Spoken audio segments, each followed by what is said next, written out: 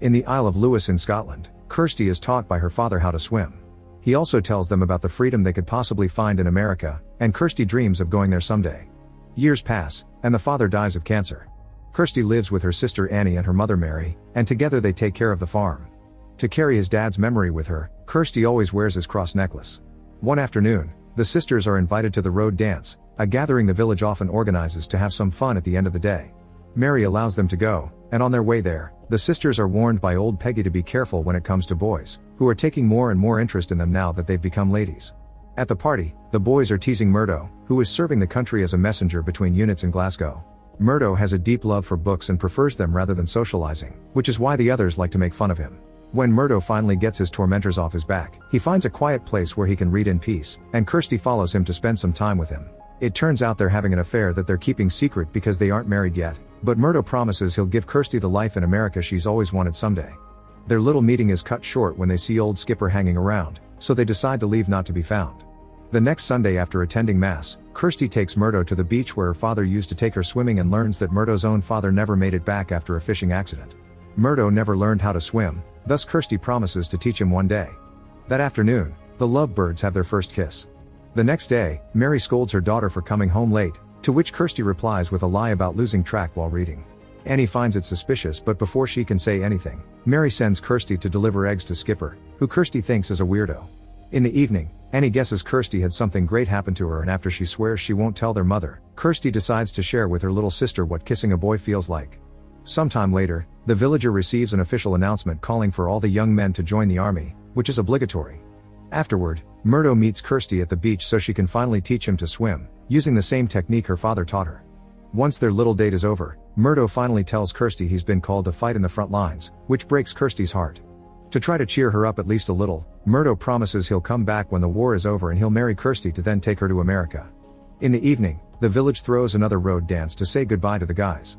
Kirsty wears a beautiful dress Mary gifts her and used to wear when she was courting her father. Then Murdo comes to pick Kirsty up, bringing flowers with him, which makes their relationship public. At the gathering, everyone has lots of fun dancing, chatting, and drinking a lot. By the time night falls, most people are drunk, and a boy that likes Kirsty gets jealous of Murdo, causing him to harass her for a while and punch Murdo when he tries to defend her. Fortunately, he's just fine, so when Kirsty needs to relieve herself, she doesn't hesitate to leave him alone for a few minutes while she goes to the hills.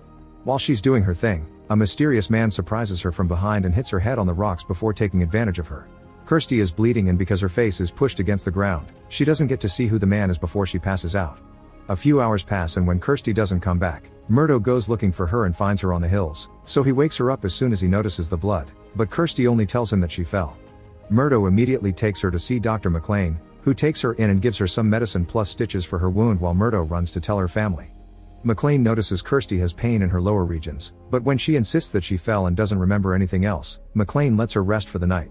The next morning, Murdo takes Kirsty to her family so she can be taken care of, and when Kirsty is finally alone in her room, she checks her underwear, breaking into tears when she sees the blood that confirms what happened last night.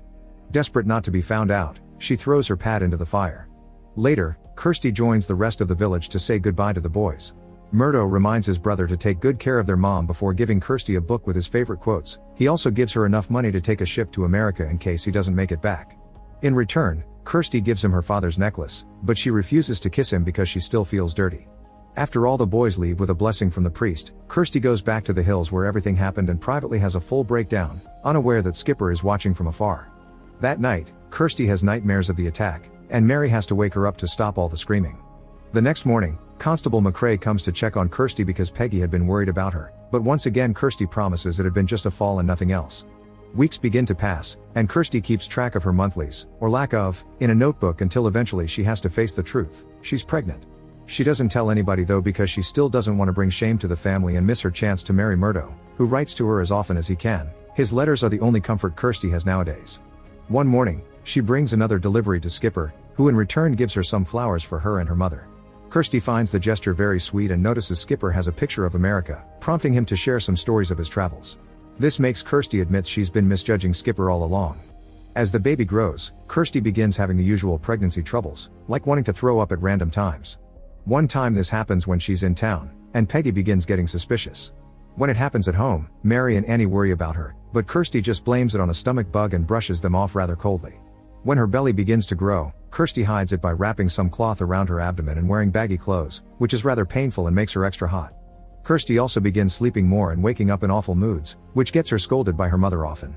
One evening, Mary invites Dr. McLean for dinner to thank him for taking good care of Kirsty, and they get to hear the story of his failed marriage. The doctor's wife left him after he went bankrupt for offering his services to the poor. Some days later, Kirsty overhears the mailman saying the army is starting to think they'll need to get the women's help too. He also brings a telegram for the neighbors saying their son died in battle. Desperate to help her country so the same doesn't happen to Murdo, Kirsty drags Annie with her to ask Peggy to start a group of knitters, since the army takes donations of all kinds of garments. Peggy is happy to teach all the girls in town, but she can't help wondering why Kirsty keeps wearing such a thick big coat. To avoid answering the question, Kirsty says she isn't feeling well and flees to the hills, where she takes off the binding cloth to get some relief from the pain and takes the chance to read Murdo's latest letter. Her reading is suddenly interrupted by Annie, who expresses worry for her sister after finding the binding cloth on the ground. Since Annie won't stop begging for an explanation for Kirsty's weird moods, Kirsty makes her promise she won't tell anyone and finally confesses she's pregnant. Annie stays supportive and assumes Murdo is the father, but Kirsty doesn't correct her. Some days later, one of the boys returns to the village because he lost an arm and couldn't be a soldier anymore. He also brings bad news: Murdo has disappeared. In the middle of a battle, he went against enemy fire to save 2 of his friends, but he never came back. Kirsty thinks he could still be alive, but then she's given the cross necklace the boys found on the ground, which destroys any hope she had, causing her to break into tears. Later at home, Mary is comforting Kirsty while she cries and notices her big belly, finally learning the truth. She also believes the father is Murdo, and when she discusses the matter with Annie, she agrees she won't tell anyone in the village either. The next morning, Mary tells Kirsty that she knows about the baby and considers the option of leaving the village with her daughters. When she brings up Murdo, Kirsty quickly corrects her and tells her about the attack, apologizing in tears. This doesn't change Mary's mind. She stays supportive of her daughter and tells her she did nothing wrong. Kirsty also explains Dr. McLean knows she was attacked but not about the pregnancy, so maybe they should go to him, but Mary refuses because then the whole village will know and they'll treat her badly. Their argument is suddenly interrupted when Kirsty's water breaks 2 months before even approaching the right date. To make matters worse, at that moment the local priest comes to the house to offer some prayers for Murdo's death, but Mary quickly sends him away saying Kirsty is sleeping and needs to rest after hearing the bad news. Afterward, Mary and Annie help Kirsty give birth right there on the bedroom floor, which is a very painful experience for Kirsty, but by the end of it she's eager to hold her child. At first Mary doesn't want to hand the boy to her because she doesn't want Kirsty to get too attached. The plan is to send the baby away so he can have a good life away from judging villagers. But Kirsty continues to cry and beg, thus Mary gives in and allows her to hold the baby for just a moment before taking him away from the night. Kirsty wants to keep the boy, but Mary reminds her that for now she needs to rest and they can discuss things in the morning. After Kirsty falls asleep, Mary takes care of the baby, but he won't drink milk and he looks extremely pale, most likely because he was born early. Annie doesn't want the baby to go, and Mary explains she would love to keep him too, but the boy deserves to have a good life if he survives the night at all. Kirsty, who had only been pretending to be asleep, overhears all this and waits for her family to fall asleep to take the baby and leave the house in the middle of the night, intending to take him to the doctor. Unfortunately, Mary had been right and the baby dies while Kirsty is still crossing the hills. When Kirsty notices, she apologizes in tears and puts her necklace inside the baby's clothes before deciding to end things because she feels guilty for the baby's death. At that moment, Annie and Mary arrive, but it's too late. The baby is taken away by the waves and Kirsty almost drowns. As she begins remembering her father's swimming lessons, Annie appears in the water and helps her sister out. In the morning, Skipper finds the baby on the shore and tells McCrae, who immediately goes to see the doctor to ask him if he knew of any pregnant women in the village. McLean responds he doesn't, and when McCrae remembers the weird circumstances around Kirsty's supposed fall months ago, McCrae sticks to his story. Still unconvinced, McCrae takes the doctor to Mary's home and makes him check on Kirsty to be sure she hadn't been birth. Luckily the constable stays outside the room, so McLean tells the family he's on their side and does the corresponding checkup while whispering to Kirsty that she can trust him. This makes Kirsty uncomfortable, but she isn't sure why. Once the checkup is done, the doctor lies to McCrae and tells him Kirsty is still pure.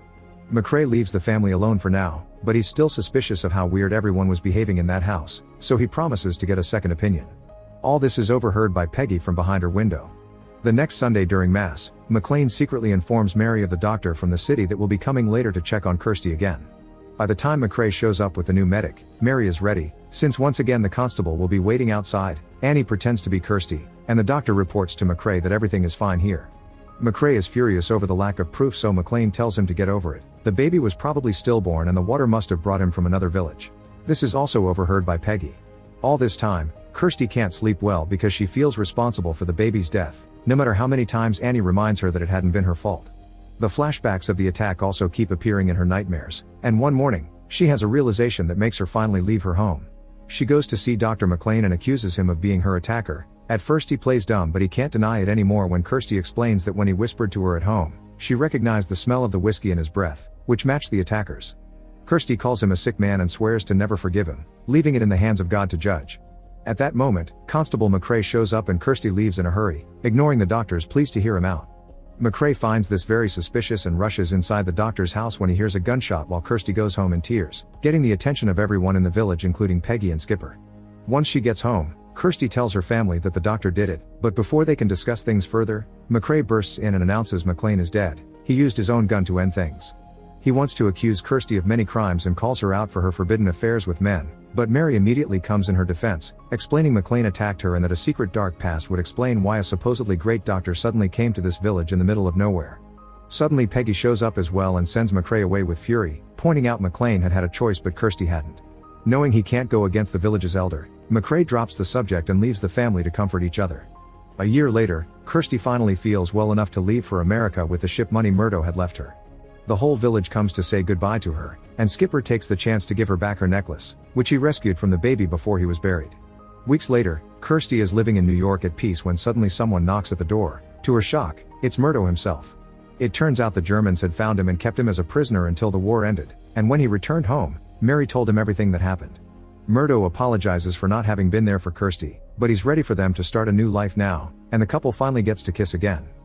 Make sure to subscribe and turn on notifications so you can watch more videos like this. Thanks for watching.